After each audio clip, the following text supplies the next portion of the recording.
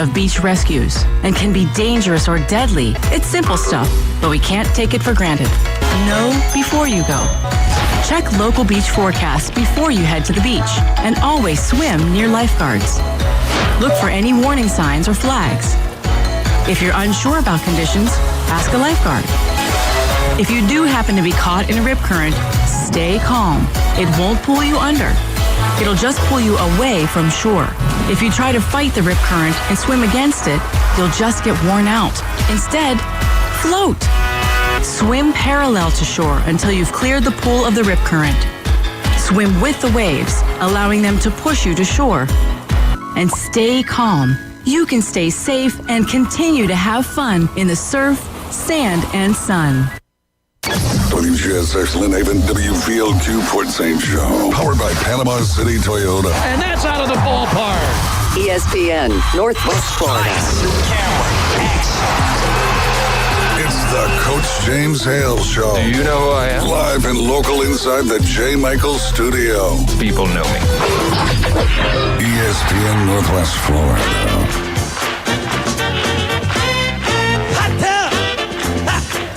Full of water. I stay hot tub.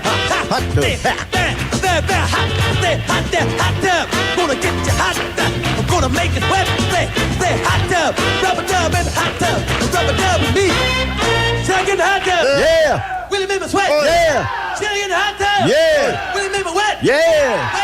Well, good morning. Good Mr. morning Manley. there. Yes, listen, if you were looking for James Hale, I'm not him. You're still looking for him. I'm still, well, I know exactly where he is. He's down in the Okefenokee Swamp. He's either bear hunting or he's looking for the pythons. So he found that you could make money that way, and so that's where he is. Off he went. And I think maybe yesterday, he got a little political, so they told him he had to take a day off. So yeah? What do you get political? I guess we better not talk about it. No, we can't, because then I'll have to go, and then it'll be Jeremy by himself today. We can't do that. So, but anyway. You better look out for that crocodile that swam 100 miles back to where they picked him up from. Did you see that story? Right. No, I didn't. But he likes to give us the wildlife update, but I figured he'd be all on that one. He's researching. He may come up with that when he comes back. So yeah, FWC trapped this crocodile, relocated him 100 miles away, and they found he swam back. Yeah.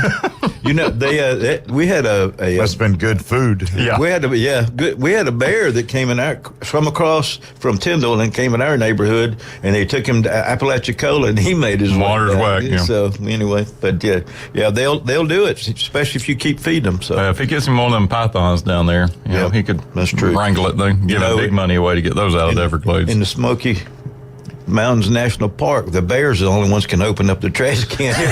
They have to twist them, and you have to twist them. And I couldn't do it, so the bears came along and showed me how to do it. So it was pretty good. I've got a picture. I'll show you. Maybe we can circulate it online. But it's down in Gulf County, and it has the sign of watch for bears as the bear comes out of the trash receptacle. There's a place there in Nashville where if you go out to the park out there, the Helen Camp Park, it says watch for bears. As soon as you're on the corner, they have a picture of a bear right there. It's good. Got my attention. Listen, last night, if you were watching softball, it was Oklahoma won again 8-3 over Texas, one of the teams that have beaten them during the year. So tonight they play at 7 p.m. on ESPN, and that'll be Eastern Standard Time. So if they win tonight, Oklahoma wins, that'll be their fourth in a row. So it's pretty remarkable. If you watch Stanford versus UCLA in the Women's College World Series, that was the last Pac-12 matchup of any kind. When you think of college softball, it really had its start on the West Coast in the Pac-12. Right. And UCLA dominated. Stanford, that was just kind of their sport. And I guess it's probably 30, 35 years ago, you started to see high schools in this area begin to shift. Right. And now the Pac-12's no more. And if you look at where fast pitch softball is going to be dominated, it's really going to be dominated in the SEC when you add Oklahoma and Texas, that come in next year. Never mind that Florida was out there and beat Oklahoma. Kudos to the Gators just getting the win, because now we see there's parity. Oklahoma's not going to come in and just steamroll the conference. Alabama was out there. Alabama had a knockout round with Tennessee. Tennessee could have easily been out there. They had a heck of a ball team. So look top to bottom, and the West Coast dominance of women's college softball is no more. That is true, but if you look on the teams, I always like to see when they first come to bat where they came from. There's still a lot of Arizona West Coast players, yeah, but they're heading this direction. They are. So, I think the facilities have here in the SEC and the ACC have really brought them to the place. And I still think ESPN was punishing the FSU for the football team because why did they make them number 15 to go to Norman? Yeah. So, but anyway, it's one of that. You got to play them anyway. So you got to play them eventually. Does Texas make it a 3-game series, or do you think? Boy, I tell you what. Now Oklahoma's home team, and they really believe, and so they've got it going now. I don't know how many people they lose. But it's going to be a different era when they're in the SEC because there's going to be some strong teams all the time.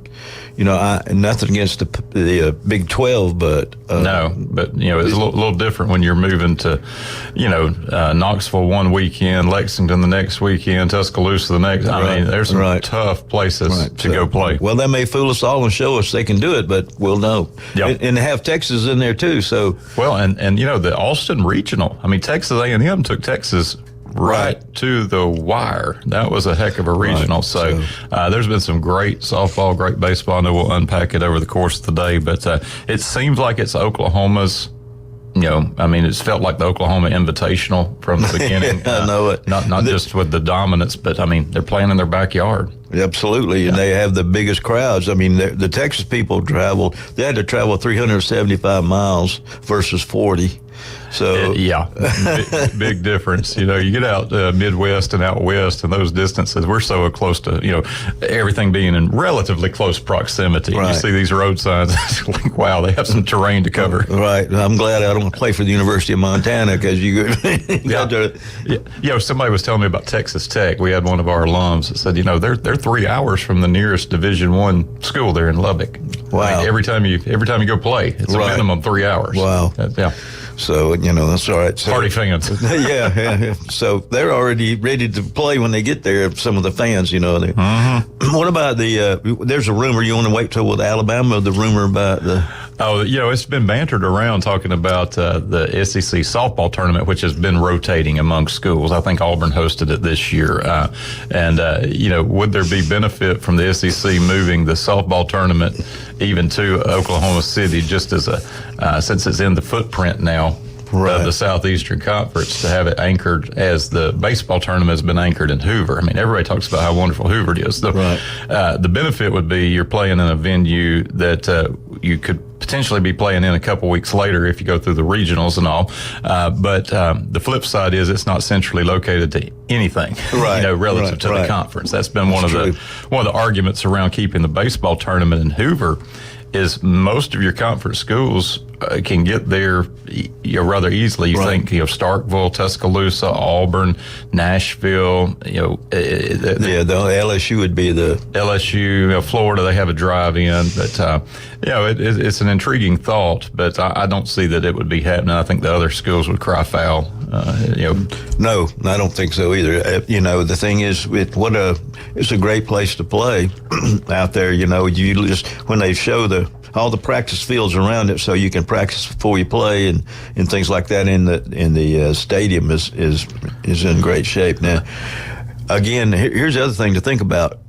With the way these young ladies are hitting that softball, do they move the fence back a little bit? It's a good question. I mean, 220. Some of these shots are just towering. They're going well beyond the 220 mark here. And it's sort of an all or nothing. If you think about it, they either get solid contact and drive it, or you see these little, blooper on that 60-foot, clay infield, and they mishit it. But the speed of the game, it's an intriguing game. It is. If you've not watched it, tune in tonight and watch it. I mean, just from the standpoint of the excitement, the speed of it, it's fast. So there's still a lot of strategy in it too. When I was coaching softball at Bay back in the mid '90s, I tried to get our young ladies that were left-handed to beat the ball on the ground, do that, and they were like they had always taught most of them played either baseball or softball. They were just taught to, hit it, and they were like, I don't know if I can do it. So all you got to do is beat it in the ground, make it go up, and you can outrun it. And you can outrun it. You're already on the left side, which shortens the distance to first base. And then if you just have wheels, you can go. I was talking recently about Scootsy Fortner, who was the head baseball or head softball coach over in Wheel Hitchcock. There was a great hesitation to shift from the slow pitch to the fast pitch here, particularly in Northwest Florida. They were playing down in South Florida, but the state gave them 1 year, and then they kind of mandated everybody had to make that move. But he turned Wheel Hitchcock into a powerhouse. Right, and, he did. Yeah. You see other schools around here. Liberty County has had tremendous success. I mean, Arnold's got a great program, has played well, and the type of game that fast pitch demands has really shifted. From the power hitter, stand up there and swat it as far as you can in the outfield, to speed, bunting, small ball that we talked about in baseball. And they don't play any small ball in baseball anymore. No. I mean, now it's just go out, throw as hard as you can, hit it as far as you can. That's true. The gorilla ball thing, Right. But we have some, the Bay County's lucky. We have some great softball coaches in all the schools, and, and they work on their program, but still it goes back, you better have a pitcher. Got to have a pitcher. You have somebody in the circle, right? And the pitcher and catcher get to play a lot, but that's true. But the hitting is catching up, and so you raise a great point for the college as to whether or not 220, is a fair distance. I don't know if you move it to 250. I wouldn't move it to 300. That's just that's going to be too much. 250 maybe. You talk about those field dimensions, and we've jokingly said about officiating games here where we'd go out and say, okay, coach, the pine trees and play in left field down in Apalachicola. One of my favorites. We were over in Sneeds too. There's a tree in right field. Well, we were up in Alpha years before they got their new ballpark, and it was on an old football field. So we were 330 down the line, about 450 in center, about 240 in right, and everybody wanted to be left-handed that day. Short porch. So. Yeah, that's true. Yeah, that's true. So, but I noticed too. We're in the softball era right now, folks. Just in case you haven't noticed, but we the way I was taught and the way we did, I played in the military, is when the bunt was taken, the catcher would call it, but then the catcher would go to third to cover. And I played teams that they had their left fielder come in when you squared around. So what we would do is I would bet that my person going to second could get to third before the left fielder got to third. And we got a lot of extra bases on that. Extra bases on that one there. So it's a whole different defense. It is. And have to watch for that. And I play second base, so you always have to be on your toes ready to move, because you don't know it, especially if they're going to beat it in the ground, because first baseman they're so far in, you have to beat them to first before the first baseman can turn around and get back. So, And one of the things that's helped the women's game, these programs are not afraid to play in these high-profile tournaments with non-conference contests. You look early in the year, we were talking about the one down in Clearwater, and it was basically a preseason World Series lineup of schools. You get into football, or maybe even some of the men's basketball, you'll see schools that have great reputations kind of duck playing one another. But Florida State and Alabama played a home and home over the past couple of years, and Georgia went out to Oklahoma in the non-conference, and so I think that elevates it as well when the women will play the top competition. They actually had a tournament out in Mexico, in Puerto Vallarta. They had a tournament out there. So my sister lives there, so she went out and watched the game, sent me some photos and stuff. So so that they're traveling, and again, this is a good thing. I think SEC was thinking about what it was going to mean to them by getting Texas, Oklahoma in, because it also brought in some interesting other sports for them. Right. So, we've done that for sure. So you got the Sooners winning it all? Man, I hate to say it, but I think they're just so confident right now. Even though they got behind, man, they just keep playing, and I don't think there's anybody in that lineup that can't hit one out. Yeah, UCLA, they went toe-to-toe, and eventually you just kind of feel like, okay, Oklahoma's about to separate. And they do. Yeah. They just do. You know, you can hang with them, and then it's one little thing that seems to set the snowball in motion, and then you're behind, and it's over. You know, last night there was 2-1 for a while, and then they hit a 2-run homer. Then the next lady got up and hit a single. So they got 3 runs just like that. Then, so then it was 5. Then it got to be 5-2, and then next thing is, it's 8-3. You may have momentum in your dugout, but it wants to run to the other side real quickly. It does.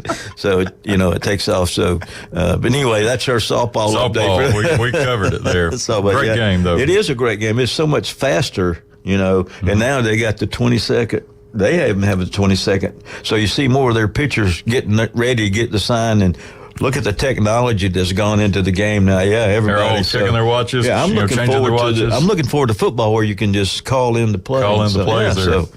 Michigan can't win anymore if you get. Sorry, Michigan 88 said that. All right, let's talk about some of our great sponsors. Listen, where are we going, Wildcat? If we do something bad and we need to pick up something shiny for our wife, all you have to do is go to David Adamson Jewelry. And you can design a piece of jewelry that says, hey, I screwed up.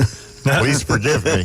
You can design that, and they can actually make it there. It's at 830 on Ohio Avenue, which is Highway 77 in Lynn Haven. David Adamson, find jewelry and design. Get your jewelry repaired there on site. Get it cleaned.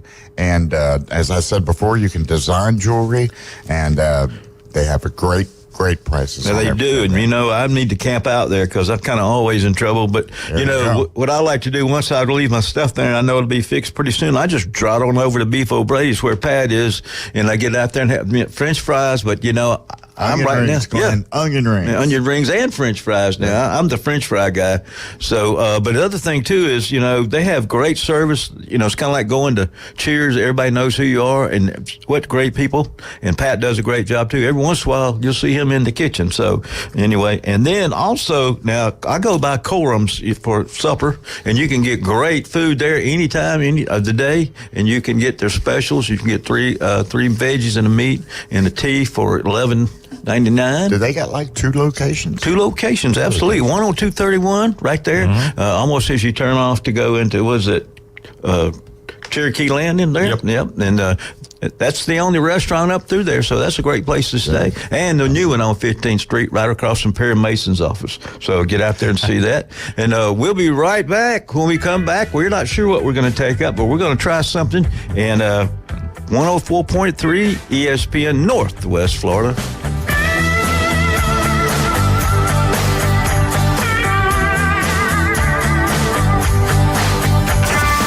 ESPN Northwest Florida, your home for Mike Greenberg. When people ask me what separated Michael from all the others, he wasn't the greatest athlete in the history of the NBA. He wasn't the greatest shooter. People always talk about how he was the most competitive person. Everyone in that league is competitive, and there are plenty of other guys just as competitive as he was. What separated Michael was an unyielding, unwavering belief in himself. Greeny. Weekdays on ESPN Northwest Florida. Good morning. This is Joanna with your weather forecast from ESPN Northwest Florida on this Thursday. A mixture of some clouds and likely thunderstorms this afternoon and evening with a wind out of the southwest around 14 miles per hour and the high of 85. Tonight, look for possible thunderstorms and partly cloudy skies with a temperature near 77. Tomorrow, a high around 87 and mostly sunshine. This weather forecast is sponsored by Mid-South Lumber, the best little lumber yard in Panama City. Thank you for keeping that dial on ESPN Northwest Florida. Rely on it.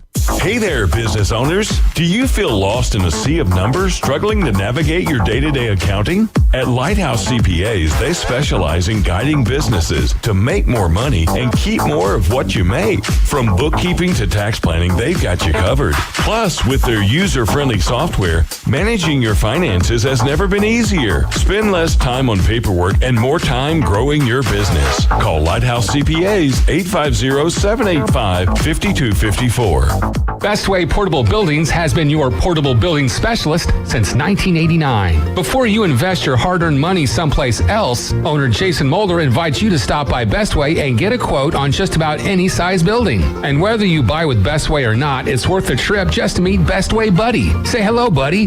Good boy.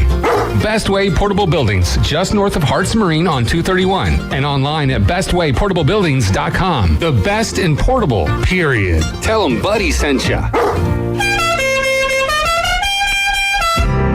The Coach James Hale Show is live and local from the J. Michael Studio. Boss, I got good news and bad news. Whoa, what's the bad news? Your hat's on fire. ESPN Northwest Florida. Me and Coach. Center field. That's right. Oh. You know, I when I was in high school, I played on. I was a small school. We had 12 football players, and I was the 12th. Yeah, and I was the 12th back. man. I was a backup to every position, and so the last game of my senior year, the quarterback goes down, and so man, I'm all puffed up, and the coach says, "All right, Manley, I want you to go in there and tell that referee we're going to play with 10. Anyway, that was the end of my high school career.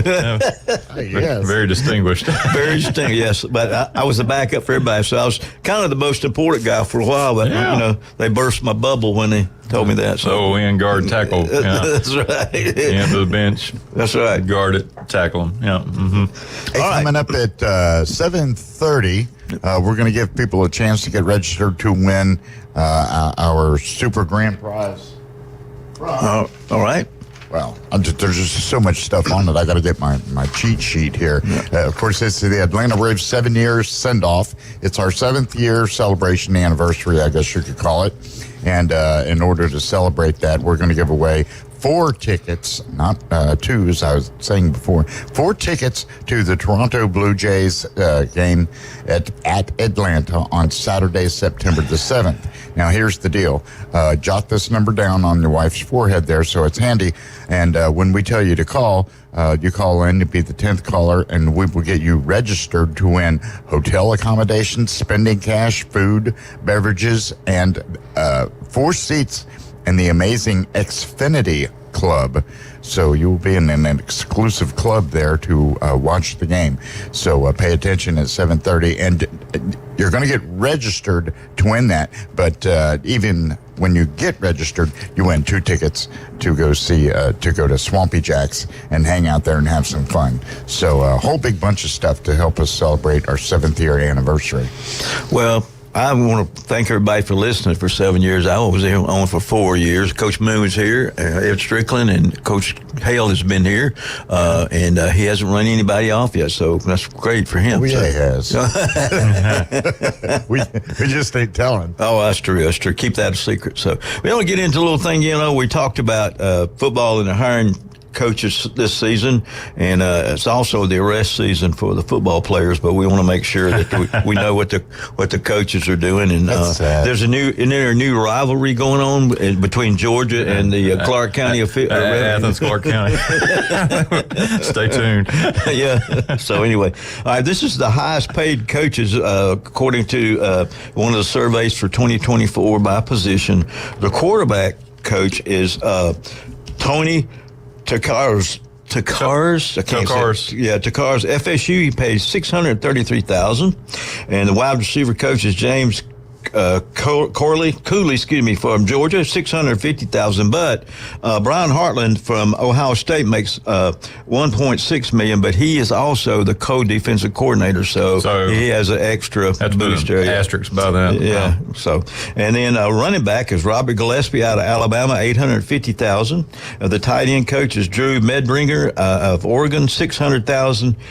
The offensive line coach Matt Luke out of Clemson, $975,000. Defensive line coach Bo Davis out of LSU, $1.25 million.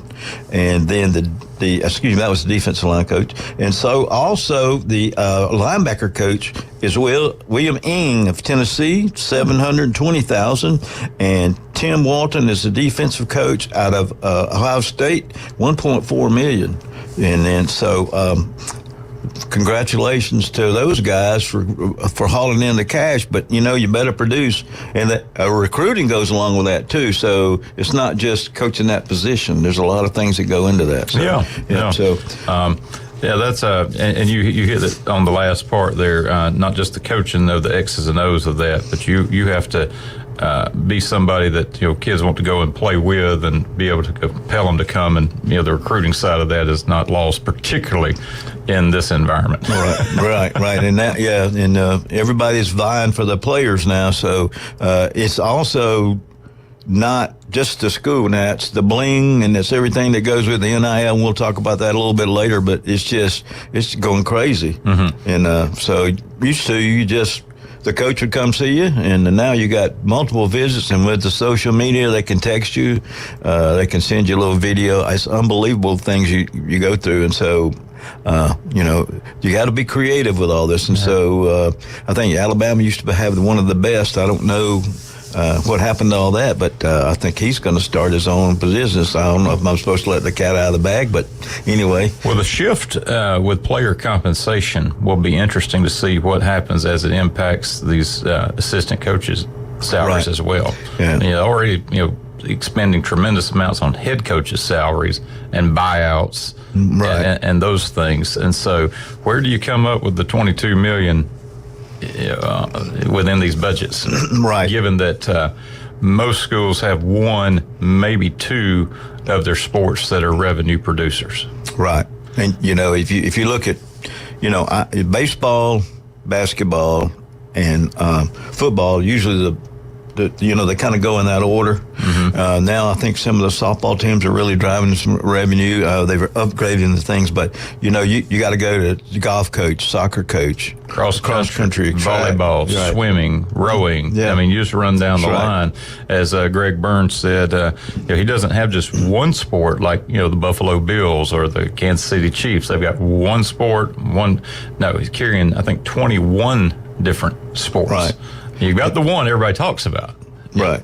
Football. Yeah, right. And I think some of that's the golden goose too, that is shared once the revenue sharing. But I tell you, it's still those programs, if you want them to be successful, you want them to, you have to treat them the same way. Same way. Yeah. So. Even when it may come back red on the balance sheet. Right. And so, because if you don't have facilities and everything, you don't get the players like Oklahoma, FSU, Texas, Florida, Alabama. So you got to have that, and then they got to have facilities. They got to have the clothing, everything that goes with it. So we'll talk super regionals here, at length in a while. But how many more Evansvilles are going to show up? True.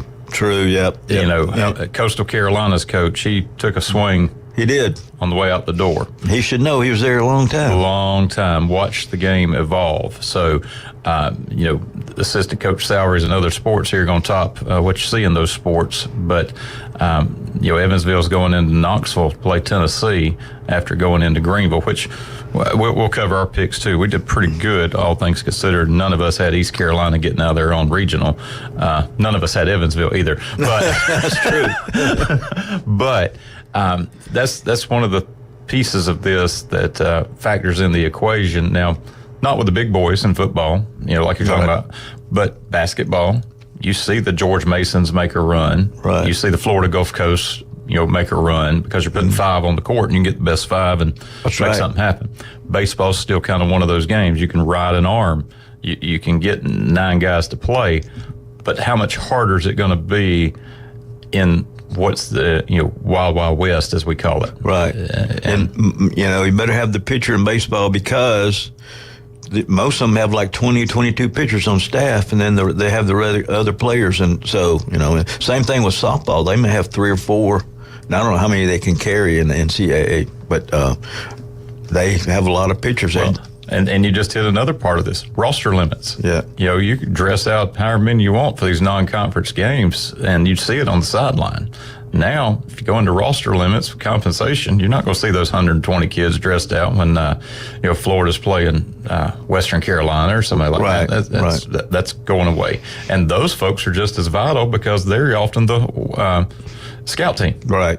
Well, absolutely. I mean, we're redefining how the whole concept of the game's been played. It is, and we're going to do that just for the money, for the name of money. So, it's other thing too is, and that's another thing when we have a guest coming in today, Coach Patton, for we're going to talk about NIL in high school and things like that. NIL high school. All right, we're going to talk about some of our sponsors real quick, and then we're going to let Wildcat get into his little thing. So, listen, if you are looking for barbecue and you want a great place to eat, go out to Rudy's right there on Back Beach Road, almost across from Harley-Davidson. They have some great barbecue. They have a room there you can hold conferences in, and you want to make sure you tell them you come from us. And if you get a gift card from us, make sure you just tell them it's like a coupon, and they'll know the manager will come in and take care of you and show you how to do it. Also, J. Michael's, a great place to go.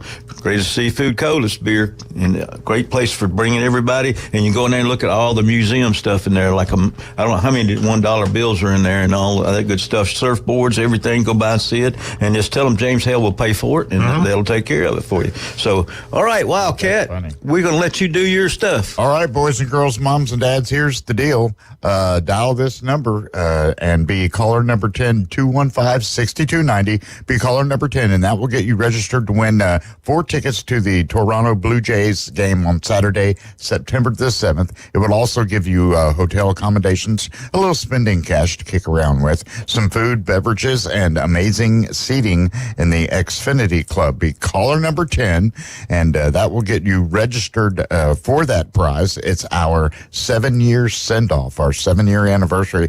And just for getting registered to win, you're going to get a couple of tickets to go to Swampy Jack's and 2 $10 gift cards to go to Swampy Jack's. So, caller number 10, 850-215-6290. Do it now.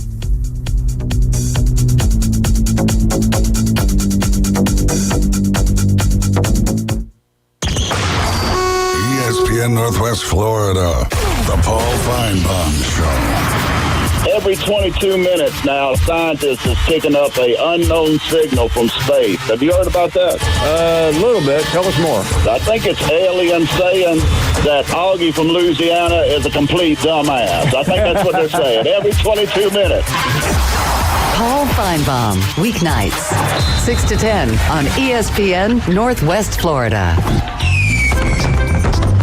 That boot store has the perfect Father's Day gift for that special dad. Select from one of the largest collections of Western wear and Carhartt work clothes in the Panhandle. That boot store has been in business for 60 years and feels they've just begun. Shop that boot store this Father's Day and every day. Open Tuesday through Thursday, 9 till 5. Friday and Saturday, 9 till 5:30. Next to Bill Burr Kia, 15th Street, Panama City. That boot store where God is good all the time. At Brock Lawn and Pest Control, we're proud to be awarded the distinction of being Quality Pro certified. Our technicians have passed rigorous training in eco-friendly application and prevention of pest treatments. Part of the program is the practice of integrated pest management. IPM's goal is to prevent pests from ever entering your home. It includes inspection, prevention, education, and, when necessary, application. We're proud to be Quality Pro certified. Brock Lawn and Pest Control, the standard and level of trust. I have some great gift ideas for you here at Tracy's Fine Jewelry inside Coin and Bullion Reserves. We have a large selection of 14-karat charms starting at just $19.95. Engrave a personal message and add a special coin for your dad's birth year on a money clip or keychain. And a beautiful designer Bulova watch is a perfect gift that will be treasured forever.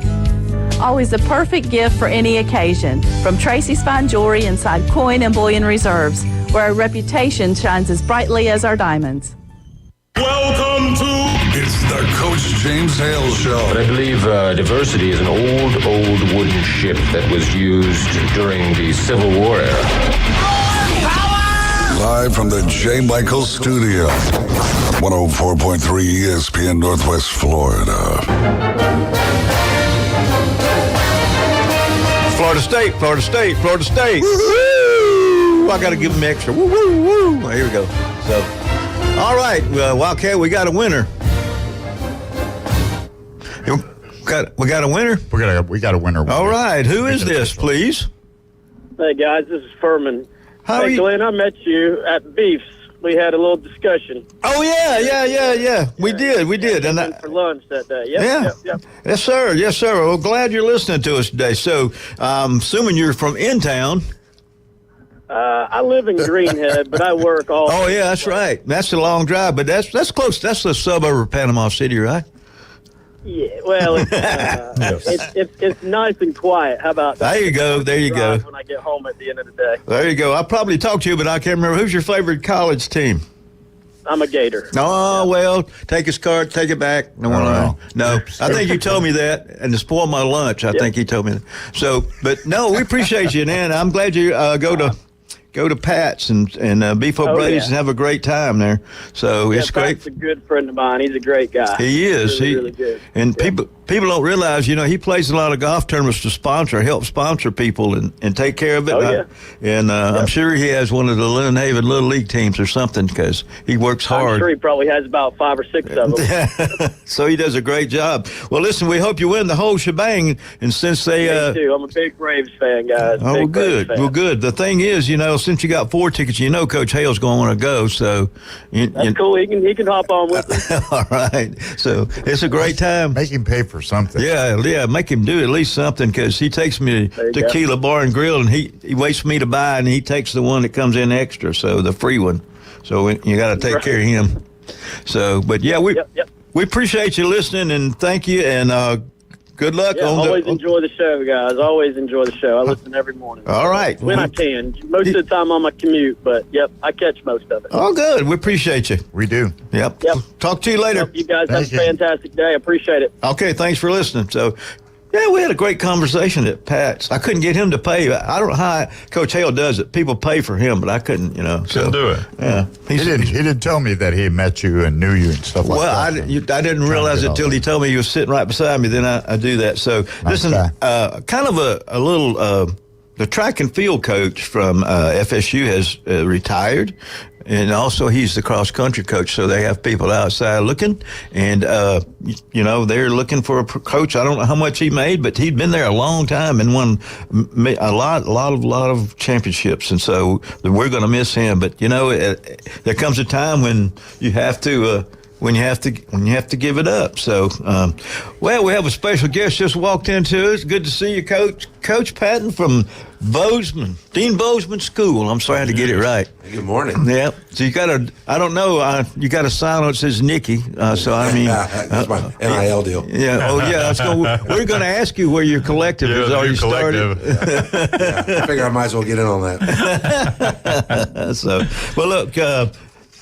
FSU will play UConn tomorrow. They will play at noon. It'll be 11 o'clock probably, but it says noon, so that's probably Eastern Standard Time. They've played once before. They played in the 1957 College World Series.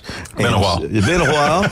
And it was an elimination game, and UConn won 5-3. So, rivals getting together again. There you go.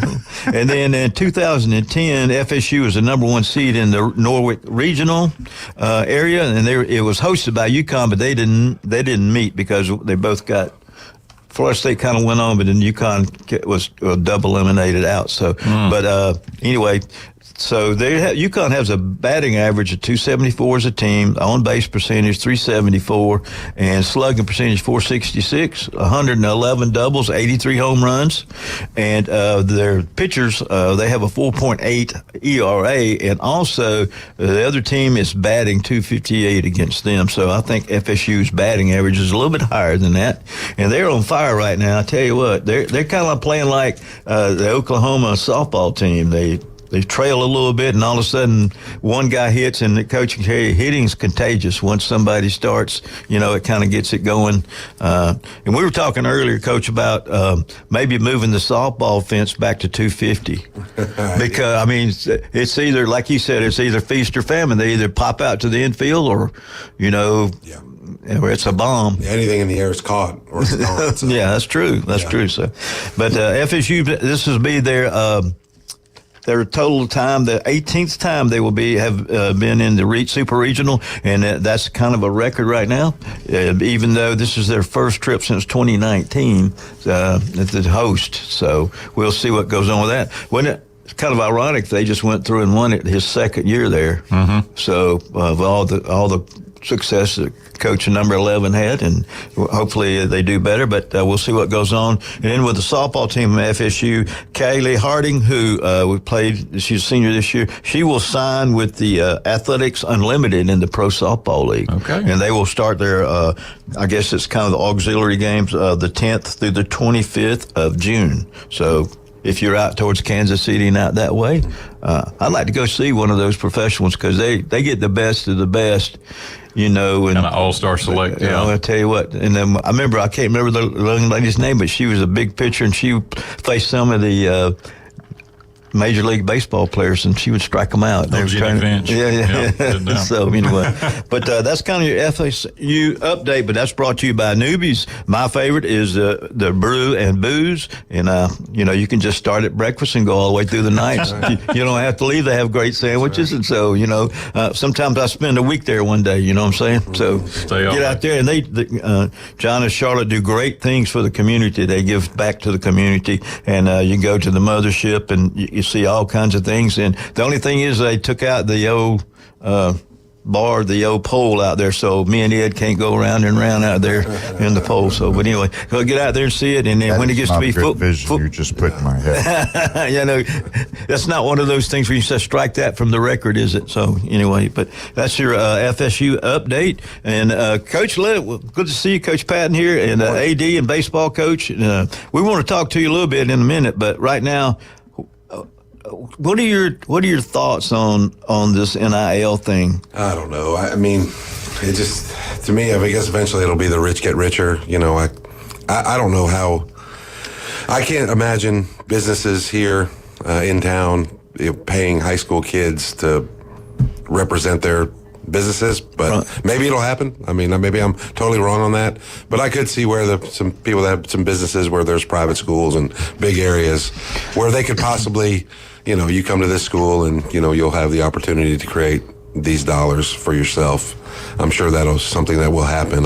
In our area, I'm not sure how much it's going to change things, but and most of the people I've talked to say they will give to the team versus just a player. Well, maybe that's the case. I guess I'm not sure how that's much different than a booster club. Getting sponsorships for booster clubs right now. Right. I don't. Maybe the boosters pay the players. Honestly, I haven't looked that much into it. I kind of shake my head on it. I know we'll have. Josh Latch is actually our county AD. He's kind of said that we're going to have some sort of meeting about this and just make sure we're all on the same page. So I've delved into it just a little bit, but I just kind of one of those things. I don't know. You open that door and. I don't know. I'm not sure if high school kids are ready for that, but I mean, I guess if they have the ability to make the money, in the country we live in, that's what you're allowed to do. I don't know. I don't see how it's something that's going to, in the near future anyway, affect us very much here in Bay County. But yeah, we were talking earlier. It'd probably take effect early in South Florida. I would imagine so. Anywhere that there's large populations, bigger industry, and like I said, private schools that have donors. That probably have, money in businesses and things like that. I'm sure it'll, it's already a problem with, public schools having to compete against these private schools. Well, the private schools have already had this for years. I mean, yeah, I would imagine. Yeah. So, I mean, if you go to Bogues, they house them. They come from everywhere. Free tuition or reduced tuition. Right. So, you talked about the other thing. It may move another corridor instead of South Florida. Well, and then you look right across the line. I mean, where you look at Alabama and Georgia and the emphasis they put on high school athletics. So, here we've got it from the South potentially in our state. And then you look just north of here, Alabama and Georgia are also going to find ways because they compete very heavily. Absolutely. Yeah. So what's going on up at Bozeman? Well, we got summer programs have pretty much started for just about everybody. Football, baseball, basketball, girls weightlifting, cheer, volleyball. They're all going strong. We've got to coordinate our gym times, and Coach Manley's well aware of that. Everybody got to make sure everybody's fair and balanced. So sometimes that can be difficult because everybody. Is fighting for their program. They want to get as much time as they can. So it's not the easiest job, but you've got to be for equitable between the males and the female sports. Right. And that's something we take a lot of pride in up there, making sure everybody's got use of the facilities. Yeah, that the gym is used more in the summer than it is in the fall of basketball. I mean, everybody wants a piece of it, and then you got the cheerleaders, they come in, they got to practice and, things like that, because there's not many spaces around your school where they can go cheer and do the tumbling and all that good stuff. Yeah, and we're limited to begin with up there a little bit with some space and some facilities. But, and we've got, like I said, our women's athletics, our girls' athletics, they're, they want their time from volleyball to girls' basketball. I mean, cheer is another one. And it's a big deal up there. And, then you obviously got boys' basketball and that in the weight room. Thankfully, our weight room, we have a big weight room, nice big weight room. So we can accommodate multiple teams when necessary. Football's going in the morning, and then baseball's in the weight room like 9:45 to 11, and then girls weightlifting comes in after that. And That's then, right. Yeah, we had basketball comes in, and softball comes in. So we're using it. We did. We had it like every 2 hours. It was just blocked off. And I said, now, if y'all want to change, you change with each other, but you got to let me know, because I don't want to give somebody some false information. Oh yeah, no, and then the ladies up front are fielding phone calls for people that want to, that are wanting to know when practice times are. So we try to give out the emails to our coaches for those people individually. So, and then used to be the newspaper and the TV station. So they want to know also, so they can come visit and interview and all that good stuff. So, but coach keeps you busy. And which one's the most difficult, baseball or AD? I guess. Well, the baseball's in my blood. I've enjoyed the. Well, I don't mean the most. The most time consuming and everything like that. It can be. I've had to, over the years, as I've gotten older, to budget my baseball time a little bit better. I'm one of those guys. I can grind. I could be up there. I can always find something to do with it. So I've had to make sure that for me personally, being this just finished my 28th year teaching and 19th year coaching at Bozeman, and I've had all those other years coaching at Bay and Rutherford for baseball. So just trying to budget my time, make sure I'm personally making sure that family comes as first as possible. Where I'll be honest, in the past my priorities may have been skewed on that, trying to build that program and make it kind of what it was into. It comes at a sacrifice. It does. Women that are married to coaches, they're special people. They are. And the other thing too is you're taking care of somebody else's kids sometime and not your own. Absolutely. That's the hard part. I've got a son myself. He's 21, and I'm also trying to budget. I'm also trying to make sure I've got time where I can do that as well with my son. How old is he now? He's 21. Wow. I know. I can remember him running around the gym. Little. Let's talk about some of our great sponsors. If you want to look like Coach Patton, you go to Max Fit Sports Nutrition. So I'm the before and he's the after. So, but anyway, the only thing about Jason at Max Fit Sports, they let you try it before you buy it. They have great information for you. They cannot make me taller. That's the only thing that bothers me. So you're ugly. That's right, or stupid. So I fit into all three of those. Like I made straight A's in school. A, shut up. A, sit down. A, be quiet. So but a great place. They have meals now. Everything's catered to you personally. It's not like a wholesale cookie cutter thing, and then you can order meals. They can make your meal plan. They check you every week and make sure, and they tweak your diet. So it's not just for athletes, it's for anybody who wants to do that. But if you have a son or a daughter that's playing a sport, you make sure you get in touch with them, because it always helps. And they go around to schools and they will take care of schools. All you got to do, coaches, is call them, they'll come talk to you. So great place. Also, you want to make sure, if you need to close out on the title, Tile and Closing. He did a great job. All the people on 30A, all the great people here in town, they do it. So a great place. His dad was actually one of the first principals at Mosley High School. So get out there and see him, and make sure now you go by Paparazzi Gourmet Deli right there and get the greatest pizza, biggest pizza, great cakes, great dessert, all kind of sandwiches they'll make for you. And if you just need some sort of cheese, they used to grate up the Parmesan cheese just for me, so you don't have to buy it in the store. It's packaged, and it's fantastic. And John's a retired police officer. You make sure you go by and say hello, because thank him for his service. But also, you want to make sure that Cito, if you can't, they don't have Cito, you don't go out on that boat. What about a big Wildcat? Don't be a Gilligan and get out there on the water. Check out Cito at Cito, SEATOW, one word, Cito.com, or you can call them locally and find out which plan best fits your needs. Call Brandon at 850-234-20 2323, Cito.com. All right. Well, we'll be right back with Coach Patton and also Coach Pridgeon. How's that? We get you. Umpire Pridgeon. How's that? All right. 104.3 ESPN, Northwest Florida. I'm at a gin salt bar. ESPN Northwest Florida.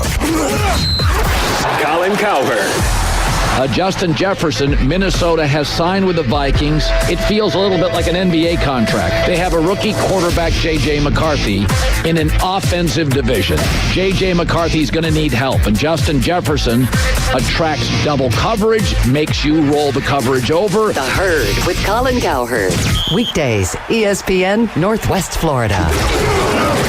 Good morning. This is Joanna with your weather forecast from ESPN Northwest Florida on this Thursday. A mixture of some clouds and likely thunderstorms this afternoon and evening with a wind out of the southwest around 14 miles per hour and the high of 85. Tonight, look for possible thunderstorms and partly cloudy skies with a temperature near 77. Tomorrow, a high around 87 and mostly sunshine. This weather forecast is sponsored by Mid-South Lumber, the best little lumber yard in Panama City. Thank you for keeping that dial on ESPN Northwest Florida. Rely on it. It's time for a new kitchen from Kitchen Designs. Kitchen Designs in Panama City Beach and Santa Rosa Beach offers full-service cabinets, countertops, and flooring, plus cash and carry cabinets available the very next day. Kitchen Designs has been family-owned and operated for over 20 years.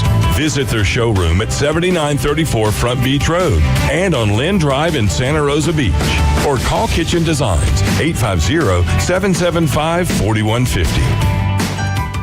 Your safety and proper care of your boat in an emergency is crucial.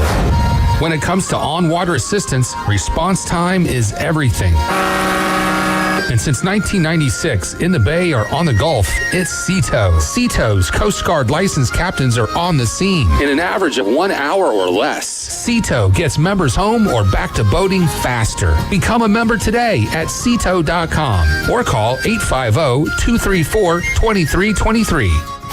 Now back to the most dangerous radio show in the Gulf Coast. Coach James Hale. He's so dangerous. He doesn't even check his eggs at the grocery store. Danger's my middle name. I'm bad to the bone, honey. 2 tickets to the gun show. We're live from the J. Michaels studio on ESPN Northwest Florida. Whoa, whoa. I can't help it. Wrong note. Wrong note. I know, but I have a sore throat. I can't. I mean, you know, my throat glows in the dark with the radiation I'm getting. Yeah. Anyway, Auto-tune. Yeah. Help me. No. Welcome back. 104.3 ESPN Northwest Florida. Coach James Hale Show, who is absent today. We said he was black bear hunting down in the swamps or with the pythons. We're not sure. Yep. So he's heard there was you could get up to $25,000. So he took off. I don't know if he'll be back or not. So hopefully he doesn't get on the tight squeeze down there with the wind. Naked and Afraid? Is that what he's doing? Yeah, that's right. Oh God, that hurt. So what he's doing though, you know, is he is trying to get a new nature update for us. That's what he's doing. So get out there. So let's talk a little bit about what we were talking about off the air on Bozeman. You talked about going to 3A, mm-hmm. So that's going to be a big jump. And you brought a good point about how many public schools are in that 3A area. Yeah, for football we're going to be 2A. Going up to that. I guess there's less teams in football around the state, so they classify that a little different. So we're going to be 2A. I think our district. I think they actually have the districts out for football. Mm-hmm. They don't have them out for anything else. You know, they're fixing to play in 2 months, but volleyball and the other sports, right. They've got the regions, but not necessarily the districts. But I guess it's North Bay, Rutherford, and Mariana for football. So, that's manageable. I mean, it's going to be difficult. Those schools obviously can play, but it could have been worse with the litany of private schools littered in 3A. But for our other sports, we're moving up to 3A in the other sports. And it's tough. I was talking off air with you guys. Just using baseball as an example. Out of the 32 playoff teams in the 3A region that will be in, or the 3A that will be in next year, 28 of those 32 teams. There were 4 public schools, I believe, in baseball. Wow! In the 3A playoffs, which it's the way it is. It's kind of something we're going to have to deal with. baseball is going to be competitive, and I think in the other sports we're going to be right there. We just got to keep growing our program. We're just, for the first few years, we're just going to be one of the smaller teams in 3A. We're going to go from one of the bigger teams in 1A to one of the smaller teams in 3A. And, I know there's plans for growth up there, and we're growing, but we're kind of capped in our number right now. And there's plans for classroom buildings to be built. Right. And, whenever that construction gets started and they get built, I can foresee Bozeman just blowing up exponentially in numbers. I would imagine we won't be 3A long. We'll just kind of keep growing. It's a great place to be. Everything's moving there. A school, our scores are off the charts. In our athletics this past year, we're really, really good from top to bottom. And, we just got to find a way to manage that and compete. And, all the coaches know the challenge and they're ready for it. Exciting. I know on the baseball side, I'll only speak for the baseball side, but, we play schools like that all the time. We try to schedule them and we feel like we can compete. And kind of we had our banquet last week, and I kind of talked about, maybe we go back to the underdog role a little bit, which we haven't seen in Bozeman baseball for quite some time. I can remember years ago we were just fighting and clawing to try to just be anywhere near where we could compete with the Mosleys and the Bays and the Rutherfords of the world. Now we've kind of made our mark, and we feel like we're just as good as those guys. And so we're scheduled up and beat those teams. Yeah, absolutely. Mm-hmm. And so we'll do the same. We understand the private schools can, Pensacola Catholic will be in that region, and Jacksonville Bowls and Trinity out of Jacksonville, and the Bishop Snyders and Providence and Episcopal over there in Jacksonville. So we'll be ready for it. So with this shift, many things to take into account, but will that affect how you schedule? Will you try to, pick off some of these private schools that maybe, is it better to have seen Catholic or not see them in a one game straight up? That's an interesting philosophy. We did play Catholic 2 years ago, and we played them pretty tough. We had a 4-1 game and a 6-4 game. The 6-4 game, we actually had a lead for quite a while. That's a tough one there. Some of it being the underdog, maybe sight unseen is better. But it's also good to play with some of those guys and kind of know what you're up against. So, we're gonna play a similar schedule to what we do on spring break. As a matter of fact, I'm trying to maybe get over to the Jacksonville area and maybe play some teams over there, maybe create some contacts where, if we get to the playoffs, that those coaches can help us. Those are some things that I'm kind of debating, throwing around. We've been scheduling some. I haven't gotten any calls from those guys either. So, I don't know that, they're chomping at the bit to necessarily play us either. So, not that they're afraid of us or anything like that. It's not that. It's just, I think everybody's a little, it's winning percentage and strength of schedule that gets you in with these rankings. And I think coaches are still concerned with exactly how to schedule games. And baseball is one of those games where you cannot play you don't play your best team every day. You do not put your best team on the field every day because you can't pitch the same guy. Can't pitch them. Every other sport, you're going to put your best team on the field or the court every single time you play. And it's a truer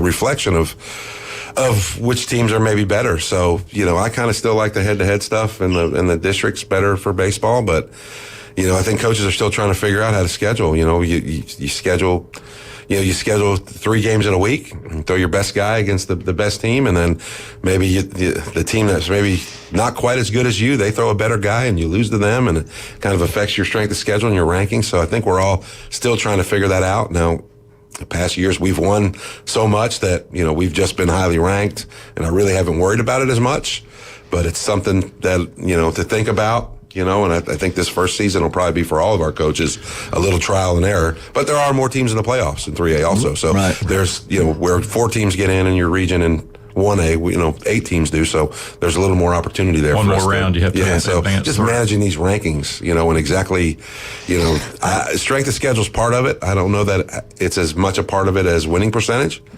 So I'm sure those are things that'll come up. Well, coming off a state runner-up year, and I would contend that of all the state championships, and all of them are difficult to win. There's one team standing at the end. Florida's baseball championship to me is the hardest because of the single elimination format and the pitching dynamic that you mentioned. Absolutely. Softball, they can run the same girl back out the next day and she can throw. Or the same game. The same game. You can't do that. And we saw this with the back-to-back days that you play, and you don't do that until you get to the finals. It's quirky as it can be. And in base, you can't even, there's a lot of days you can't even best pitcher of the whole game. Right. With pitch count rules and just, obviously just safety and player safety being a part of it. Yeah, no, it's with the single elimination. Now, they have just sent an email out about they want to go to best 2 or 3 in the first, second, third rounds in the region, which is something that we absolutely have to do. It's what we did in Alabama, and it just, you had the better team at the end of the day. Absolutely. Absolutely. You get that one pitcher, depending on how they make the playoffs. You can ride that guy the way. I mean, there was a few years back in 2016. I don't know that we were one of the top 4 teams in the state, but we were able to throw Alec Aliwan in both playoff games, and he wasn't getting beat. And we made our way to the Final Four because of it. We were fortunate that way.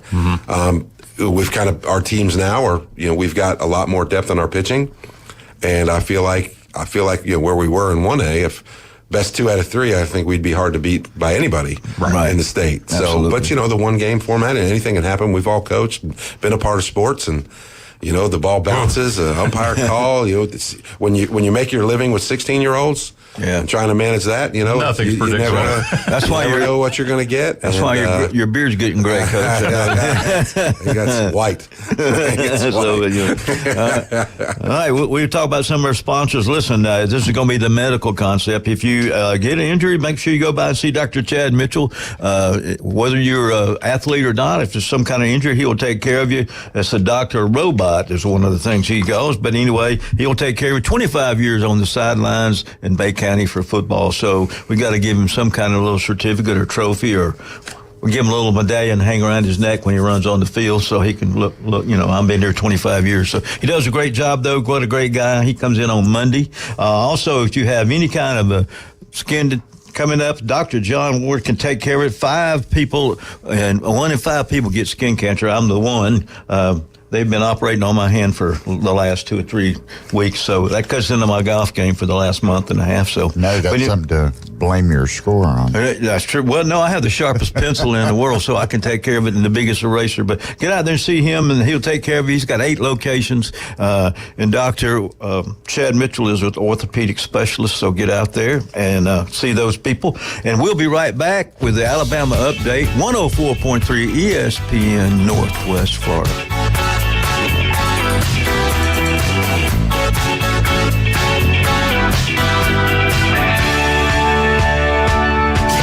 ESPN Northwest Florida. It's the Coach James Hale Show. Not have to go downtown. Not have to go across the bridge and fight with all the traffic. David Anderson Jewelry, Highway 77. How many hours is the show? Hey, I mean, can we get to the point? You asked him a question. Yeah, I didn't know it was going to get a recital. I'm not done yet either. Weekday mornings 7 to 9. ESPN Northwest Florida. Good morning. This is Joanna with your weather forecast from ESPN Northwest Florida on this Thursday. A mixture of some clouds and likely thunderstorms this afternoon and evening with a wind out of the southwest around 14 miles per hour and a high of 85. Tonight, look for possible thunderstorms and partly cloudy skies with a temperature near 77. Tomorrow, a high around 87 and mostly sunshine. This weather forecast is sponsored by Mid-South Lumber, the best little lumberyard in Panama City. Thank you for keeping that dial on ESPN Northwest Florida. Rely on it. Hello, this is Rick Vossen with RV of Panama City, your local Stormore portable building dealer, located at 2241 East Baldwin Road. Shopping for a garage, portable building, cabin? We build them anywhere from 8 to 16 foot wide, 10 feet to 60 feet long. We can do insulation, electricity, transom dormers, thermal windows. Come, let's customize a building together. Rick Vossen, Stormore Portable Building Dealer, Panama City. WGSX Lynn Haven, WVLQ Port St. Joe. Powered by Panama City Toyota. And that's out of the ballpark. ESPN Northwest Florida. Are you feeling tired, weak, or maybe you feel old and cranky? If so, I have the answer. It's Max Fit Sports Nutrition with 2 locations, 23rd Street in the Coronado Plaza and in Pier Park North on Back Beach Road. Max Fit Sports Nutrition has nutritional products and professional dietary plans to get you moving in the right direction. So get off that couch and get to Max Fit Sports Nutrition now. Max Fit Sports Nutrition, where you can try it before you buy it. For everything in the world of golf, It's the Watson Report. Thursdays at 4:20 with Alan Watson from Gulf Plus. ESPN Northwest Florida. Now back to the Coach James Hale Show inside the J. Michaels studio. Roll Tide Roll.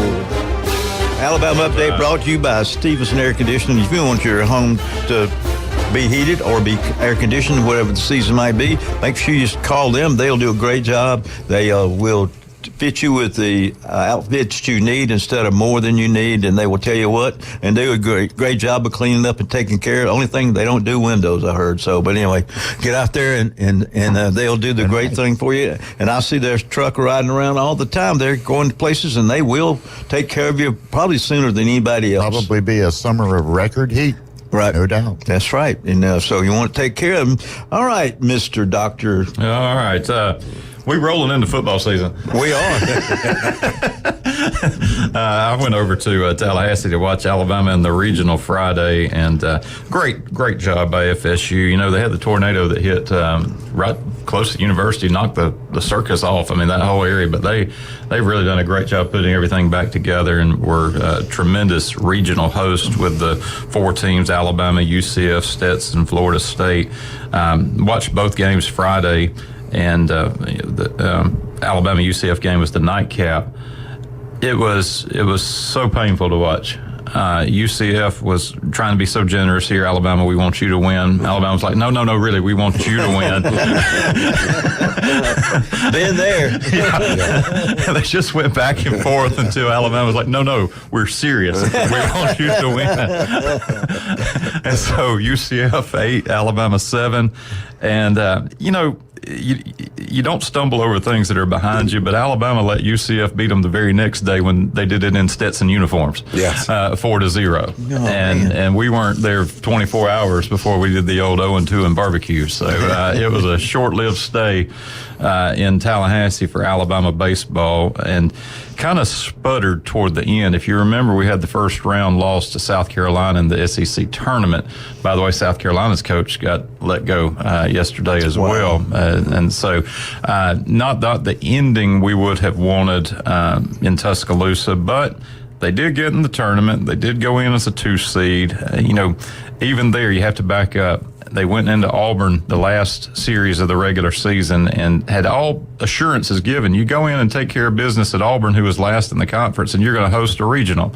And they dropped 2 or 3. Mm-hmm. So, it's finishing well. And I know, Jeff, you talk about when a team peaks, and you kind of see it. This team just seemed to peak a little too early relative to the stretch run, and kind of collapsed underneath it there at the end. So Alabama baseball comes to an end. Softball, got to OKC, showed well, and we're really surprised to be there. I mean, that year after Montana Phelps graduated, I think there was an expectation the program would dip, but they did get back to Oklahoma City after winning the Knoxville Regional, which was just a thrilling regional. And kudos to Patrick Murphy and to those ladies for just really a gritty performance to get back to the Women's College World Series. This was a team that finished 9th in the SEC conference that finished in the top 8 out there in Oklahoma City. So I think that's a win for the softball program. College football wise, Hall of Fame, Alabama's got 2 nominees. One guy named Mark Ingram. The other is this guy named Saban. Who's that? So I think we've got at least one. I think 2 that'll be going in this year's class. And then lastly, before we pick up here with Jeff talking more about Bozeman, Alabama basketball is really scheduling up. We were talking about scheduling a little bit, and the non-conference season last year, everybody was scratching their head. What kind of ball team do we have after Nate Oates put them through the gauntlet of Purdue and Creighton and teams like that? Well, Illinois and Alabama signed a home and home, and that has been finalized. They're going to play one game here in the Deep South, and then Alabama will go back up to Chicago. I think it's Chicago-Birmingham is the way they're playing that. But we're starting to learn a lot more about the non-conference slate, which will include a trip out to Las Vegas for one of these NIL tournaments that's going to be very lucrative for the basketball program. You've got Purdue, who played in the national championship game, again on the schedule for Alabama, Illinois now. So big time basketball coming to Alabama, which Alabama and Auburn have both raised their game in terms of the basketball program, and the Iron Bowl of basketball between Pearl and Oates and that budding rivalry is going to be fun to watch for some time to come. So that's what's going on up in Tuscaloosa, and just going to see what happens through the summer as we get ready to take the field against Western Kentucky here in August. Ooh, that's a tough game there. Tough one. Tough one. The thing too is, you talked about Purdue. They lost to Edie. 7-1. They picked up a 7'4" guy. Yeah, they got a good stretcher up there. Glenn, might have to make a trip to Purdue. That's right. Here we go. Listen, we used to, when we played a team, and we played Pearl High School in Nashville, and we had a manager standing around with brooms. When you tried to shoot, they put the broom on. Those guys, they had 5 guys that they went right out of high school. They went to a major college. I'm like, the most famous one for me was Perry Wallace, who played at Pearl, and then also there's Theodore, the Hound McLean, that played at TSU, and he played in the pros. But those guys, they were unbelievable. I think they beat us only by 18. I think we were right in there as the closest losers. So anyway, there you go. But yeah, so I just said, playing those people, playing Purdue and playing those guys is very good for you. Even though people who want the W's to come out, there's a reason you're playing those schools. Yeah. So that on the line. One other piece I'll say, and it's not just Alabama, it'll affect all the college football, but we did see the release times on the new playoff format, which still getting your head around that you're going to see on-campus games December 20th and December 21st. I mean, imagine going up to the big house for an opening round game, if you're, coming from the deep south. Right. Oh, gosh. Or a little chilly. Or the Horseshoe or, these places. But there'll be 4 games that first weekend on campus. And that'll be the 5-12, the 6-11, 7-10, 8-9 games. There'll be 1 game on Friday night, and then there'll be 3 on the Saturday. And then you advance to the quarterfinals, which will include the Fiesta Bowl on December 31st, then the Peach Bowl at noon. The Rose Bowl stays in its traditional New Year's Day slot, which is part of how they were able to get the Rose Bowl to take part. Having been out there this past year, it's just a reminder that's kind of the masters of college football. They care more about the Rose Bowl than they care about being part of the playoff or anything like that. They're going to start a new bowl out there, the Chrysanthemum Bowl, too. It's going to be right there. Right next to it. And then the Sugar Bowl, and then the semifinals will take place the 9th and 10th of January, and that'll include the Orange Bowl on the 9th, the Cotton Bowl on the 10th, and then Monday, January 20th, you'll have the national championship game at Mercedes-Benz. So if you're a 5 seed through a 12 seed, you could potentially play 4 more ball games. Wow. Yeah. It's about speeding up the game and player safety. Yeah, that's right. That's what we say. Yeah, we're about player safety. Hand me that check. Right. So they backhand that check out there. So yeah. So but anyway, take that NIL money. Yeah. So I think you can play a few more games. So what are your leanings, Jeff, on your college football team? Well, I'm an FSU guy. Okay. I'm a big FSU guy. So So what's your thinking on what's going on in Tallahassee with Norvell and I mean, you got to be pleased. I mean, it's just been a steady climb up the season last year. Obviously, the snub or whatever people want to call it. The guy is what it is. You understand that part of it, but the 12-team playoff is, you feel I think it just a lot more teams feel like they've got a real chance. And I would think FSU's got a shot to get into the 12-team playoff, and it'll depend a lot on how the quarterback is. All reports are he's going to do just fine in Norvell's offense, and he's done a good job with the high school recruiting, and then obviously the transfer portal, which is well known. But no, there's a lot of excitement, a lot of enthusiasm, and I think also just just waiting on just where we're going to be, when they finally, get done with this ACC business and all that. And is it going to be the SEC or the Big Ten? And what would your preference be?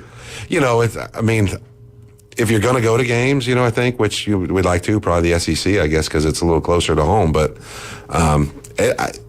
it's a little exciting to maybe play against some different teams, the Big Ten schools and stuff like that. But the novelty of that might wear off, so. West Lafayette, going back up to Purdue, Glenn.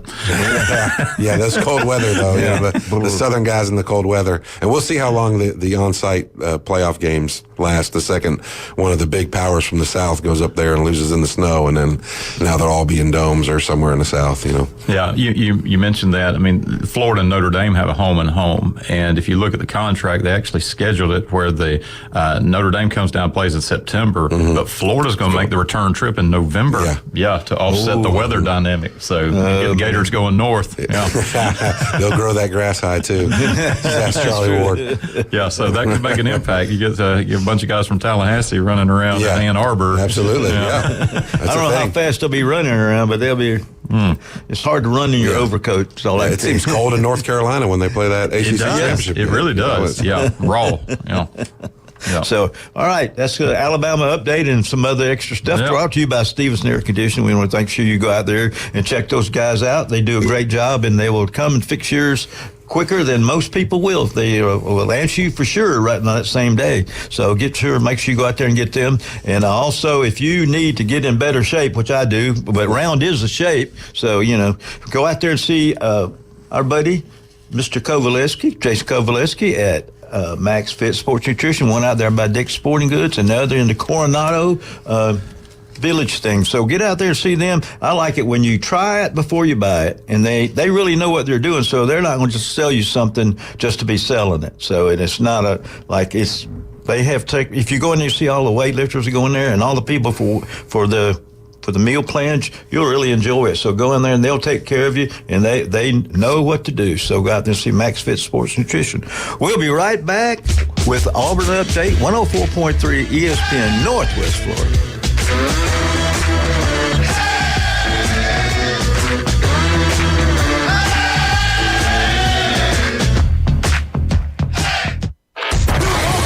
ESPN Northwest Florida, the afternoon underdogs. I hate to say it, but Oklahoma, people hate dynasties. You win too much and people get sick of it. They're going for their 4th straight national title. If you win 4 straight titles, people aren't going to like you that much anymore. 4 to 6 weekdays. 104.3 ESPN Northwest Florida. Good morning. This is Joanna with your weather forecast from ESPN Northwest Florida on this Thursday. A mixture of some clouds and likely thunderstorms this afternoon and evening with a wind out of the southwest around 14 miles per hour and the high of 85. Tonight, look for possible thunderstorms and partly cloudy skies with a temperature near 77. Tomorrow, a high around 87 and mostly sunshine. This weather forecast is sponsored by Mid-South Lumber, the best little lumber yard in Panama City. Thank you for keeping that dial on ESPN Northwest Florida. Rely on it. Discover the new Kia during the Summer Sticker Sales event going on now at Bill Bird Kia. Our SUV family is built for all-in adventures and endless possibilities. Whether you're traveling on the highways or off-road, you'll do it with grace and grit. Now offering 1.9% APR for up to 48 months on the purchase of a new 2024 Kia Sorento or a new 2024 Kia Sportage. You'll get the perfect balance of comfort, safety, and technology. Bill Bird Kia is the home of the 20-year, 200,000-mile warranty. Stop by and see us at 2435 East 15th Street or anytime at BillBirdKiaPanamaCity.com. Now enjoy the view this summer because the road is yours in a brand new Kia from Bill Bird Kia. Offer from Kia Finance America for the purchase of a new 2024 Kia Sorento or new 2024 Kia Sportage with $2,165 per month per 1,000 financed and 48 months. Quantities limited. No down payment required. Cannot be combined with other finance offers. The 20-year, 200,000-mile warranty is a Bill Bird Kia warranty. See dealer for complete details. Offer for well-qualified buyers. Must take delivery from dealer stock through 7/8/24. ESPN Northwest Florida. The tradition continues. Lots of force on this one. Hello, Chop House. A 2-run homer. Now back to the Coach James Hale Show inside the J. Michael Studio. ESPN Northwest Florida.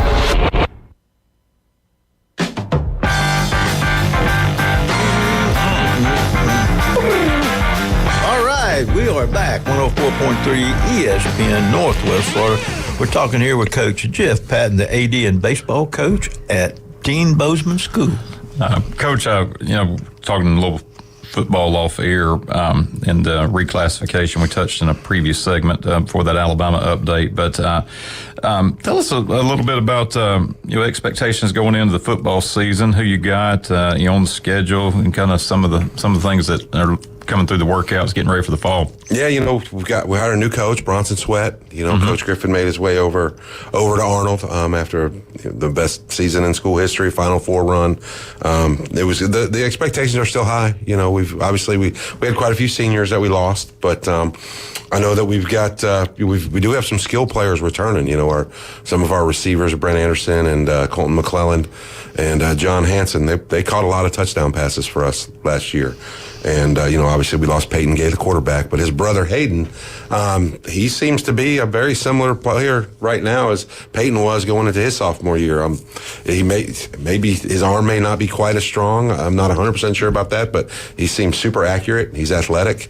It may be a little different type of offense, but we feel like, I think Coach Sweat it's not going to look like Coach Griff's offense, which is fine. And in football, there's a lot of ways to score and a lot of different philosophies. So it's, it's not so much how it's what you do, it's how you do it, and I think he's going to bring That might be to your advantage because they don't have much film on him unless they can go find where he coached at before. Yeah. And I think he's, and he's an offensive line guy by trade. So, as well as I do, Coach, that offensive line guys in high school are hard to find. They are. Especially good ones, So having an offensive line guy, as the head coach, I think we're going to try to play physical. Mm-hmm. They're in the weight room. They're working hard. I think he's going to find the commitment he's looking for. As far as the schedule, the district has changed a little bit for us. It's, I believe it's Mariana, North Bay, and Rutherford. So we're playing those guys, and I think we got Vernon on the schedule, Holmes County, Arnold and Bay. We are playing Arnold and Bay, I think, and Rutherford, obviously, because they're in the district. St. Joe, I think Sneeds. So, we're excited about the schedule. It's difficult, but manageable. Some familiar faces, old rivalries renewed. I feel like a lot of. So that'll bring you some revenue. Yeah. We need to fill up the stadium. I think the excitement, enthusiasm is going to be there. And it's just growing. We had big crowds last year. We expect it again. And I'll tell you, I went to the Northview game. I was sitting by Jerry Register. He and I, noticed that we talked about it for a while afterwards.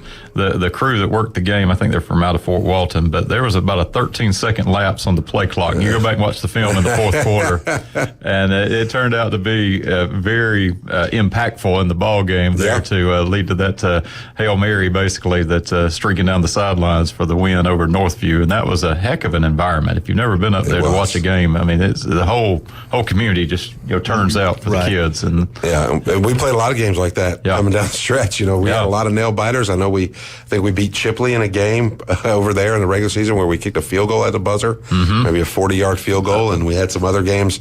We were down in a couple of those playoff games and just came storming back. I think, we had the ability to throw the ball a little bit. I think that's something that's still difficult in high school to defend. And when you got quarterbacks, you can do some stuff like that. Right. We had some guys that could catch the ball. So we played with some toughness last year, and I think that's going to carry over. I think the toughness factor is something that we've been working on, and I think Coach Sweat's going to kind of bring his own, little stamp on that. Was he able to bring anybody for his staff? He did. He's got a guy named Derek Allen who's worked with him in the past. He's come down. I think he's going to help be his offensive guy. And then we've still got Jason Franzese on staff and Christian Peterson, a young guy, and looking to bring some other people in. Still, we still still forming the staff. It could be tough in the smaller schools to have enough. And, we've got 3 football programs with the middle school, the JV, and then the varsity. So we got supplements, to get filled, and, just trying to find the right people. Sometimes it's better to have less than more, if they're not the right people, you know how that goes. So we're going to make sure that the guys that we have on staff are the right ones, and absolutely they're going to work. That's just. So one of the benefits, I think, and you're coming out of 1R going to 3A, but also being a K-12, 7th grade, you're varsity eligible, and you can play early. compared to, the middle school concepts where you've got, 6, 7, 8, 7, 8, and then 9 through 12, they're just getting into a system. Are the coaches working on, creating alignment through all of those teams to create the feeder programs, the systems, and those things are the same? Yeah, actually, in Southport has also started over the last couple of years, like a Little League football, I guess, I don't know the exact terminology. So they've got it, like, I think 8-year-olds, 10-years-olds, 12, that kind of all the way up. So trying to get, involved with that, because those are kids that are in our zone, and, so it's kind of trying to set up that feeder program. I don't know, years ago, Niceville kind of had those traveling eagles or whatever they called them. You just kind of, that's where you were going to go to school, and kind of, so trying to build something like that. But as far as our middle school kids, we really, really try at Bozeman to have those kids at the middle school or most JV. We're well aware that the difference between a 13-year-old and an 18-year-old, especially in sports where there's physical contact, Mr. Beach and myself, we want to limit that. Right. Sometimes it can be frustrating for parents and the kids if they're a little more developed than some others, but we ultimately feel like that's in their best interest. And, while it's an advantage at Bozeman to have it, if you were somewhere else, you couldn't play until the 9th grade anyway. So we feel like safety first, it's best interest for the kids, and that's just kind of, we want to develop those kids at a little slower pace, but we are in the process of making sure that what we run in the middle school is similar to what we're running on the JV to what we're running in the varsity, and just kind of so it's a seamless transition. And Bozeman does have the numbers, whereas some of the 1R schools that you were playing, they need the numbers earlier. We have a caller, and I think it's calling for Coach Patton. Is that right? Hello, who is this? Hey, good morning. This is Jerry Register. How are y'all? Mr. Register. I thought you were painting today. Good morning, sir. Oh, hey, listen here. I took a break. I'm doing other things for the next 2 or 3 weeks. But I wanted to Coach Patton, thank you for a great year. Yes, sir. I was able to go up there and see you play 2 or 3 times. And what I called about, and I think we all need to talk about it some, because I think we don't know really what we're fixing to do with paying these fall players. I'm real concerned. In fact, if you look at the bill, there is so many places where you can take things out. You can do this, you can't do that. I just think it's going to be very difficult to follow. What you think? Oh, I couldn't agree more, Mr. Register, and thank you for that. You are a big-time Bozeman supporter, and we appreciate you. But no, we're gonna meet with Josh Latch, all the ADs, and we're going to make sure we delve into this, and we're going to have regular dialogue. If we have to have meetings, and we want to make sure that we're all on the same page. And I think it is going to be difficult. I mean, much like just about any legislative bill, I'm sure there's landmines in there and things that are difficult to understand. So we're going to make sure that we have a grasp on it, and we're going to spend some time this summer really, really diving into it. Well, that's good. That's very good. Jeremy, what do you think about it? I'm really thinking that South Florida is probably going to be a little ahead of us in the Panhandle on this. Also, I think you have to watch what South Alabama, South Georgia, where they take their sports, particularly the football, very, very seriously, may do.